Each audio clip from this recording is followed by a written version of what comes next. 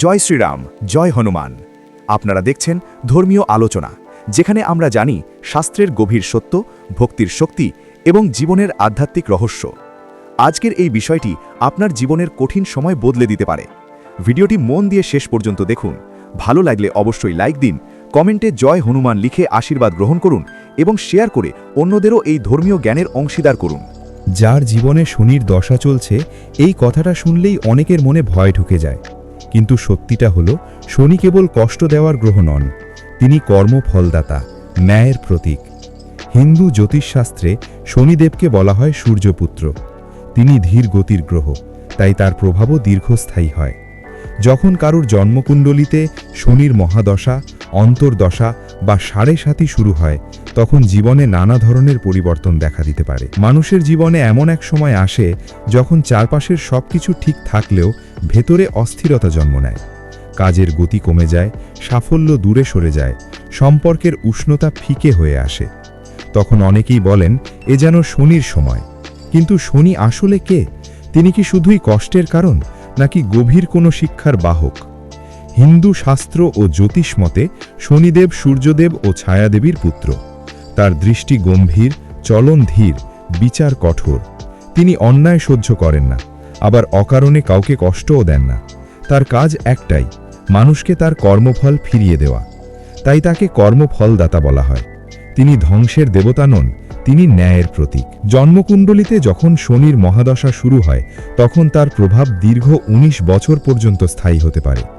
আবার সাড়ে সাতির সময়, যখন শনি জন্মচন্দ্রের আগের রাশি, জন্মরাশি এবং পরের রাশিতে অবস্থান করেন, তখন প্রায় ৭.৫ বছর ধরে জীবনে গভীর পরিবর্তন আনেন।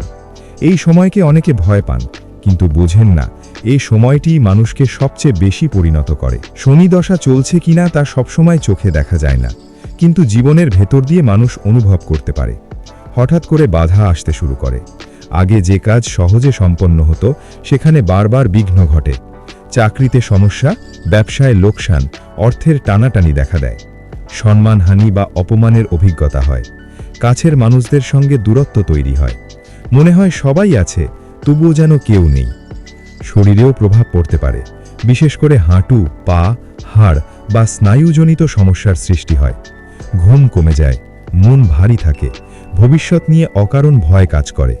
কিন্তু এই সময়ই মানুষ নিজের ভেতরে তাকাতে শেখে, নিজের ভুলগুলো চোখে পড়ে, অহংকার ভেঙে যায়। সে বুঝতে পারে জীবনে কেবল গতি নয়, গভীরতাও প্রয়োজন। জন্মকুণ্ডলীর যে গৃহে শনি অবস্থান করেন, সেই গৃহের বিষয়গুলোতে পরীক্ষা আসে।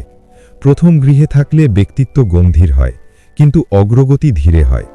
দ্বিতীয় গৃহে থাকলে অর্থ বা পারিবারিক বিষয়ে চাপ দেখা দেয়। তৃতীয় গৃহে থাকলে দাম্পত্য সম্পর্কে টানাপোড়েন হয়। দশম গৃহে থাকলে কর্মজীবনে বাধা আসে, কিন্তু পরিশ্রম করলে শেষে সাফল্য নিশ্চিত হয়। শনি কখনো কিছু কেড়ে নিতে আসেন না, তিনি যা দেন তা কঠোর পরিশ্রমের বিনিময়ে দেন। অনেকে ভাবেন শনির সময় মানেই দুর্ভাগ্য, কিন্তু প্রকৃত সত্য হল, শনি মানুষের জীবনকে শৃঙ্খলায় ফেরান। যদি কেউ অন্যায় করে থাকে, প্রতারণা করে থাকে, অন্যের অধিকার হরণ করে থাকে, তবে এই সময় তার ফল ভোগ করতে হয়। কিন্তু যদি কেউ সৎ, পরিশ্রমী এবং ন্যায়পরায়ণ হয়, তবে শনি দশা তাকে ধীরে ধীরে উন্নতির শিখরে পৌঁছে দেয়। এই সময়ে কি করা উচিত? প্রথমেই দরকার ধৈর্য। তাড়াহুড়ো করে সিদ্ধান্ত নেওয়া উচিত নয়। নিয়মিত প্রার্থনা করা, সত্য কথা বলা, অন্যায় থেকে দূরে থাকা, এসব অত্যন্ত গুরুত্বপূর্ণ। শনিবার দিনে শনিদেবের আরাধনা করা যায়। কালো তিল, সরিষার তিল বা লোহা দান করা শুভ বলে মনে করা হয়। দরিদ্র ও অসহায় মানুষের পাশে দাঁড়ানো, অন্ধ বা প্রতিবন্ধীকে সাহায্য করা, এসব শনি প্রশমনের উপায় হিসাবে প্রচলিত। হনুমানজির নাম জপ করাও বিশেষ ফলদায়ক বলে বিশ্বাস করা হয়, কারণ শাস্ত্রে আছে শনিদেব হনুমান ভক্তদের প্রতি সদয়। ভগবদ্ গীতা পাঠ করলে মন দৃঢ় হয়, কর্মে স্থিরতা আসে।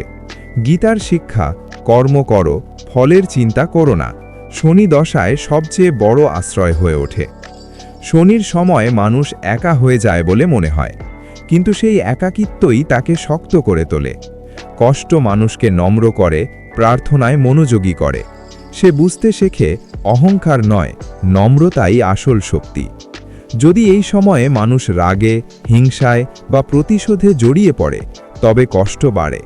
কিন্তু যদি সে নিজের ভুল শোধরায়, ক্ষমা করতে শেখে, নিয়মিত পরিশ্রম করে এবং ঈশ্বরে বিশ্বাস রাখে, তবে শনির সময়ই আশীর্বাদের রূপ নেয়। শনি দশা চিরস্থায়ী নয়, সময়ের মতো এটিও পরিবর্তিত হয়। কিন্তু এই সময়ে যে শিক্ষা পাওয়া যায়, ধৈর্য, সততা, ন্যায় এবং অধ্যবসায়, তা সারা জীবনের সম্পদ হয়ে থাকে। মানুষ যখন এই গুণগুলো অর্জন করে, তখন সে আর আগের মতো থাকে না, সে আরও গভীর, আরও শক্তিশালী হয়ে ওঠে। তাই শনিকে ভয় নয়, সম্মান করা উচিত। কারণ তিনি কেবল কষ্ট দেন না, তিনি মানুষকে গড়ে তোলেন। তিনি সেই আগুন যা সোনাকে খাঁটি করে তোলে। জীবনের কঠিন সময়েই মানুষকে প্রকৃত অর্থে মানুষ বানায়। একদিন মানুষ পেছনে ফিরে তাকিয়ে দেখে, যে সময়টাকে সে অভিশাপ ভেবেছিল, সেই সময়ই তাকে সবচেয়ে বড় শিক্ষা দিয়েছে।